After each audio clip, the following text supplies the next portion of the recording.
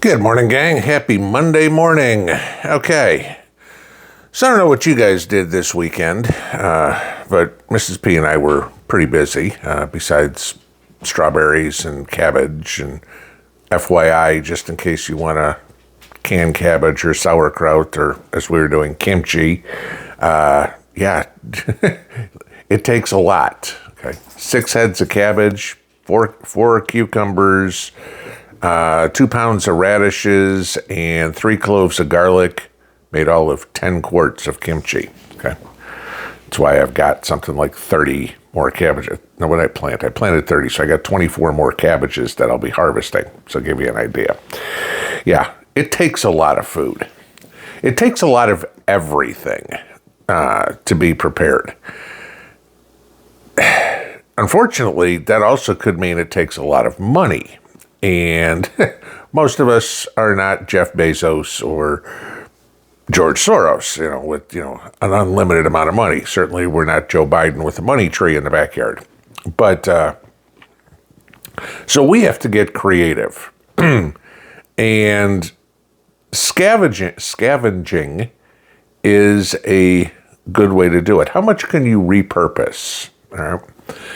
And all of us will talk about scores that we have made at garage sales or estate sales. I know many of you have texted, made comments, whatever, emailed that, hey, I found canning jars for 10 cents a piece at this garage sale, stuff like that. Yeah, when you go to garage sales, you can find great stuff. I found tools. I found all sorts of things that I can use in garage sales. But I'm talking about plain, pure junk that somebody else is throwing away. Almost being the guy who on trash day is driving down the street looking to see if anybody has thrown anything out that you could use. And I mean, y'all know it. I mean, anybody that's ever lived anywhere in the suburbs or something knows that as you're driving down the street, you'll see people throw out perfectly good furniture. It'll be sitting on the street side. I'm not talking about that per se. You're certainly not going to find somebody who's going to throw an AR out. Okay. Not that you're going to see it if you do. Okay. But I'm talking about the little things. Okay. How many of you have stuff delivered from Home Depot or whatever it is, especially gardening supplies or whatever, that comes on pallets? Do you save those? Okay.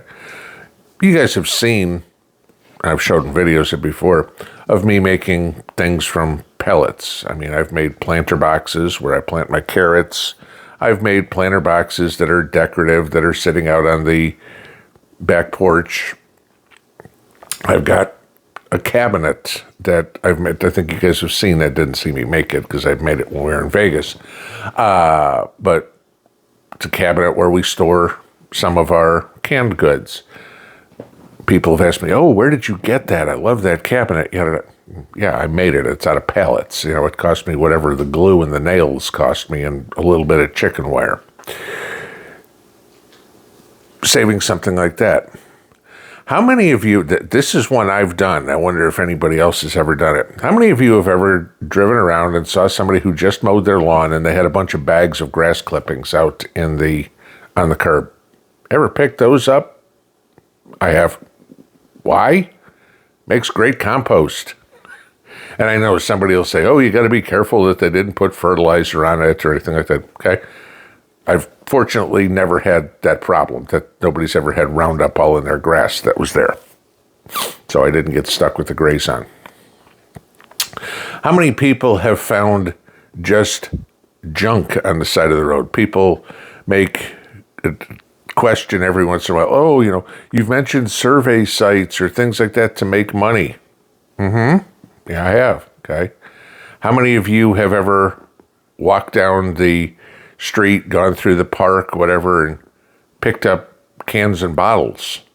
You could do it anywhere, but I mean, if you're talking about some states where it's you're returning aluminum by the pound, yeah, you're going to have to collect a whole bunch to make anything, okay? But I remember doing this as a kid. in Michigan. Michigan has a 10-cent deposit on all cans and bottles.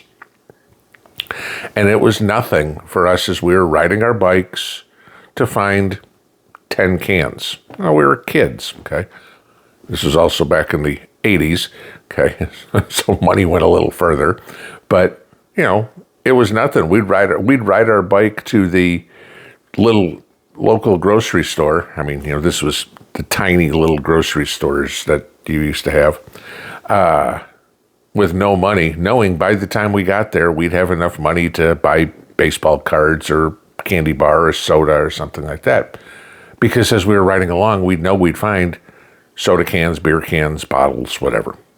Can you still do that? Yeah, depending on where you are. I know you're not going to want to go walk down the street. You know, again, people, I can't do that. I don't want to hear the word can't, okay? You need something, you'll if you want something bad enough, you'll do it, okay? Does it make more sense in Michigan than it does in Tennessee? Yeah, we don't have can and bottle deposit here. Other states, you know, y'all see the little printing on the top of a can, 10 cents in this state, this state, this state, this state. You know, those it makes sense. But start looking around at what you throw out. I'm not saying be a hoarder, but how many of you have gone through your closet? Spring is coming and, you know, changing clothes, okay?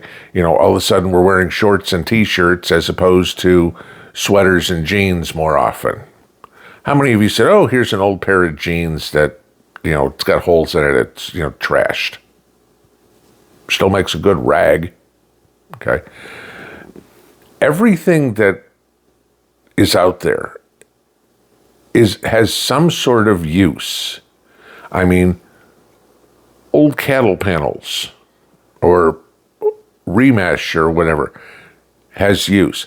I've got more scrap wood in my shed, in my garage, that I just get. I mean, I need 6 feet of 2x4. You only buy it in an 8-foot section, okay? So I've got 2-foot sections. I've got 1-foot sections all over the place.